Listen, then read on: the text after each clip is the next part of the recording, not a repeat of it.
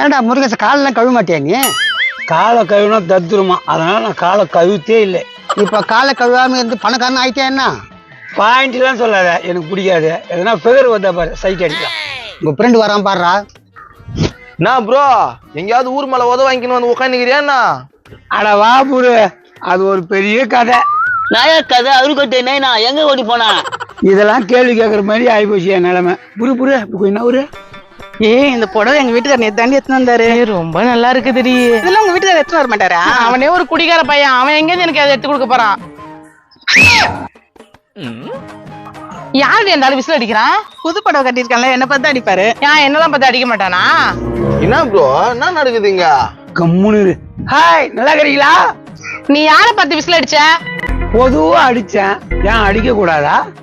என்ன பார்த்து அடிச்சியா இல்ல அவளை பார்த்து அடிச்சியா? அதை முதல்ல சொல்லு.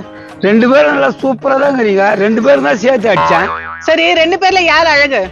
ஏய், அந்த ஆள் விசில் அடிச்சான்றான், நீங்க பாட்டு அழகை பத்தி பேசுனீங்க. தம்பி அவனுக்கு விஷயம் தெரியாது. அவர் ஏன் அழக பார்த்துதான் விசில் அடிச்சிருப்பாரு. செம்ம அழகு இந்த அம்மா. இந்த அம்மா பத்து விசில் அடிக்கிறாங்க போடி. என்னயா நடக்குதுங்க? விசில் அடிச்சுட்டு தப்பு இல்லாத மாதிரியே பேசுதுங்க. முருகேசா நான்லாம் விசில் அடிச்சா என்ன செம்மட்டி வச்சிருப்பாங்கடா. அதுக்கெல்லாம் ஒரு முகராட்சி ஓணும்டா. நான் காலையில எழுந்து பெல்லே வளர்த்து கிடையாது தெரியுமா? அதான் வாடை இந்த லெவல்ல வீசுதா? அத வாடன்னு சொல்லக்கூடாது, வாசனும் சொல்லணும். யோ இத தேவையா இந்த வயசுல? எனக்கு கல்யாணம் பண்ணி பார்த்தா இந்த வயசுல சைட் வச்சுன்னுக்கிறா. மறக்காம இந்த வீடியோவை ஃபுல்லா பாருங்க, கீழே ஸ்கிரீன்ல கிளிக் பண்ணி